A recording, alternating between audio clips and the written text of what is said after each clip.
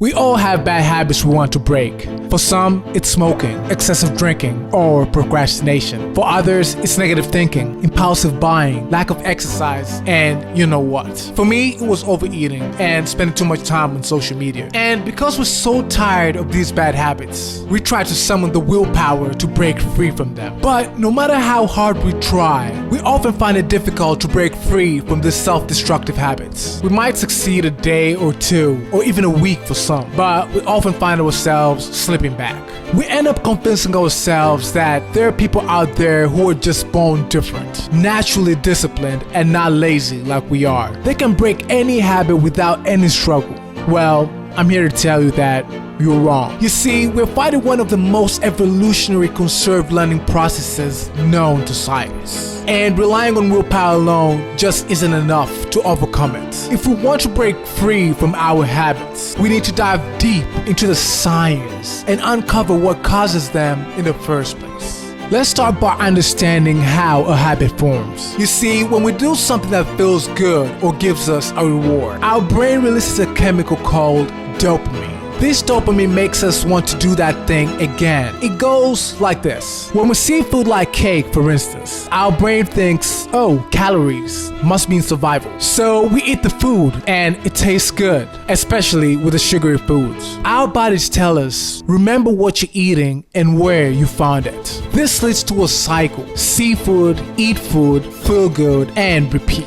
It follows a pattern of trigger, behavior, and reward. Now, over time, our brain starts to think, why not use this process for more than just remembering where to find food? The next time you feel bad, try eating something delicious to lift your mood. Take this suggestion and discover that eating chocolate or ice cream when we're upset actually makes us feel better. This is literally the same pattern, but with a new trigger. Instead of hunger coming from the stomach, it becomes an emotional signal. Like feeling sad, that drives the urge to eat. However, as we continue with this behavior, what happens in our brain changes. You see, at the beginning, when a behavior is new, it's driven by dopamine, giving us a sense of pleasure and reward. But as we keep repeating the behavior, the brain gradually shifts to a different circuit, the habit circuit, which is also influenced by cannabinoids. This part of the brain helps us to automatically repeat habits, making them feel natural and easy to do without thinking. As a result, you might notice that the pleasure you felt at the beginning starts to fade. That's because the brain is no longer driven by the reward of pleasure, but instead by the routine of automation of the habits. This is how our bad habits start to form. You see, I noticed this when I was struggling with my social media addiction. When I first opened Instagram or TikTok, it was a lot of fun. But over time, even when I was tired or trying to sleep, I couldn't stop scrolling. At that point, it had become a habit.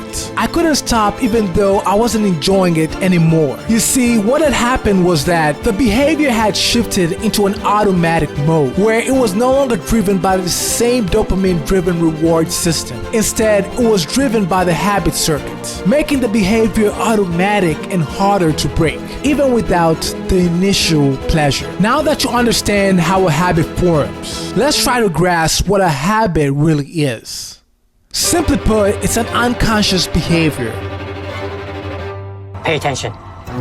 Something we do without even thinking about it. Most of us don't even think when we engage in bad habits. We just find ourselves doing them. They have become automatic. For instance, you might suddenly realize you're smoking, eating junk food, or watching something unproductive without even noticing how you got there. They're simply automatic. And this is where we run into a problem. When we try to break a habit, we often rely on the frontal lobes, the brain's control center responsible for willpower. This part of the brain helps us resist urges and makes conscious decisions. However, the challenge is that habits are usually formed through pleasure, engaging in a different brain circuitry that releases dopamine and reinforces the behavior. When we try to resist a habit like saying no to a piece of cake, there's no pleasure involved, so no dopamine is released and no reinforcement occurs. This lack of immediate pleasure makes breaking habits difficult, and it's the key reason why so many people struggle to succeed. Hold on, pause. Now you might be thinking, Thanks for the great explanation, Marvin. But what do I do now? What's the main point of this video? Now, trust me when I say the answer isn't what you expect, but it's simpler than you think. Now, all you need to break free from these bad habits is to become hyper aware of your actions. What?